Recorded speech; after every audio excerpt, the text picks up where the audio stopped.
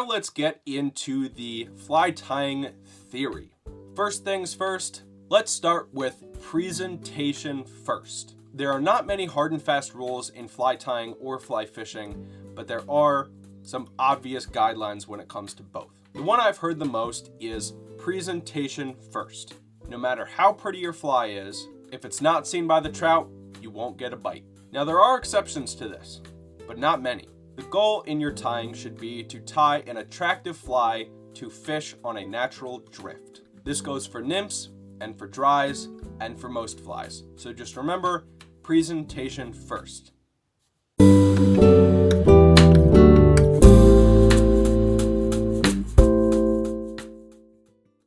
Now let's talk about color palettes for dries and nymphs. Like I said in the previous section, to imitate a dry fly, you imitate its color and shape from the perspective of underwater.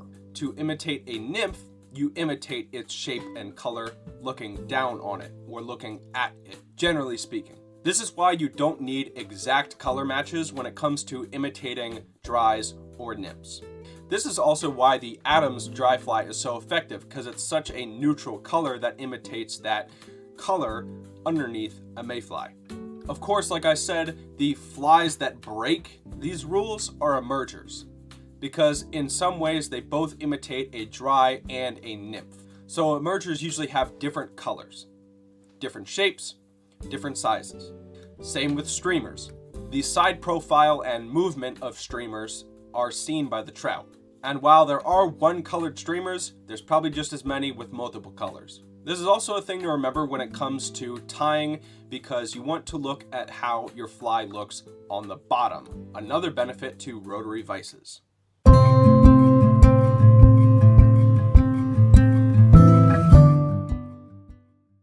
Now let's get into the nitty-gritty about how should flies perform underwater when it comes to nymphs, dries, emergers, and streamers.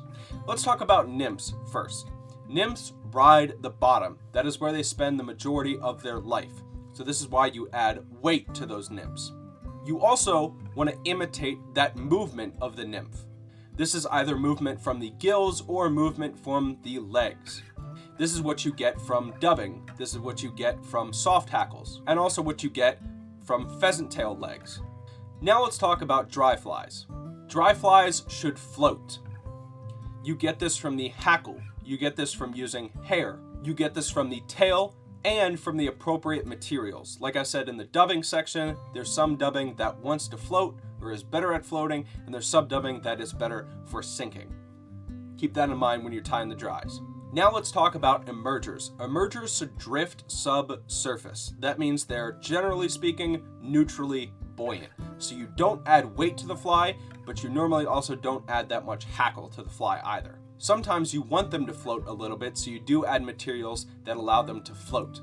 Sometimes you want them to sink a little bit deeper, then you would add some weight, but not much. Another thing about emergers is that you want movement on them. So you get this from having them on a tilt. If you have a floating material up top, you got some wire back here, it's going to ride like this on the surface. And that's what you want. And sometimes you want the front or back of the fly to move. So sometimes you'll add a material up front that moves, or sometimes you'll add a material on back that moves. Now let's move on to streamers. Of course, this should be obvious, but you want movement with streamers. You get this from the soft hackle, and you get this from the marabou, among other materials. You also want flash. You get this from the flash, the tinsel, the wire, the eyes, and the shine from the hackle sometimes as well. Hopefully this is giving you a more general sense of why we add the certain materials that we do to flies, and should build some confidence as well. And that is how most flies should perform underwater.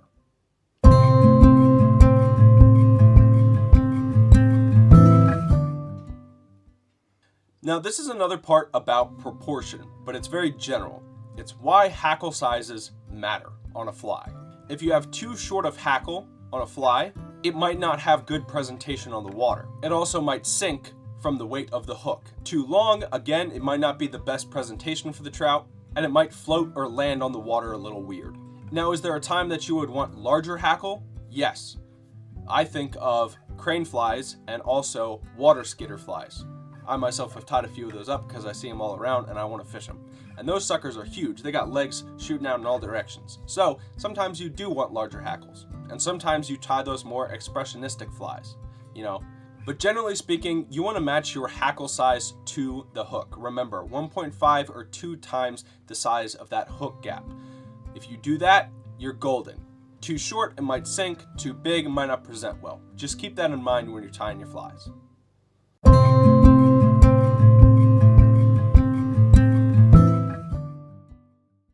Now let's move on to another important thing.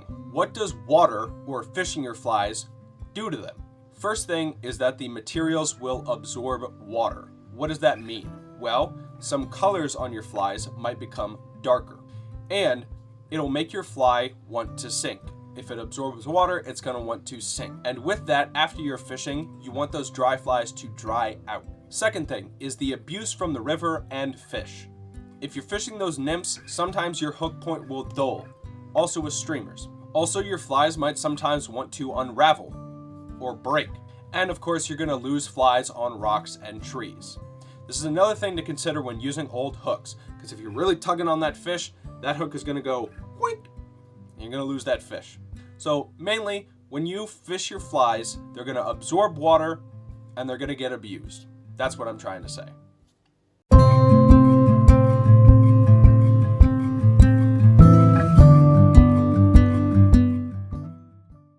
Now, I really haven't touched on this throughout the course, but it is an important thing to bring up, which is terrestrials, which also kind of break the rules of fly tying. Not really, but you know what I'm trying to say. Sometimes you want to fish terrestrials. Terrestrials are bugs or insects that aren't native to the water like mayflies or caddisflies or stoneflies, but they end up in the drift. An example being ants or beetles or crickets or grasshoppers falling into the water from wind or just because they're clumsy. I'll give you an example. At my local pond, it's called Stony Creek Park. There's a pond there, right? And then let me give you an example. At my local pond, there's a hill and then a field. And in the height of summer, there's a lot of grasshoppers. And by a lot, I mean hundreds. And let's just say the fish in that pond got used to surface feeding. Although I will say about terrestrials, the most important part about them is that they should float. Most of them are used as dry flies. So grasshoppers on the surface will just want to squirm around, but they usually float. Beetles are the same, crickets are the same, ants are the same. They're pretty small and they're going to be held up in that surface tension. So you usually just fish them as dries.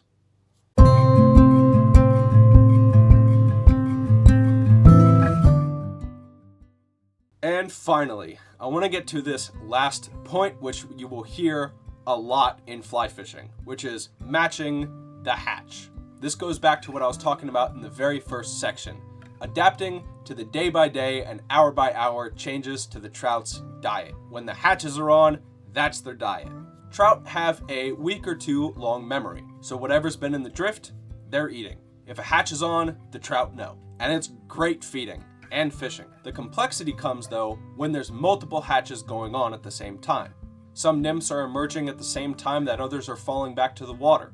Sometimes when the climate has been more hot or more cold, sometimes the hatches are delayed or come early. This is where a varied box of flies and a knowledge of different fishing styles comes into play. Are they feeding on dries? Do you need to do dry fly fishing? Are they feeding on nymphs? Do you know how to do tight line nymphing?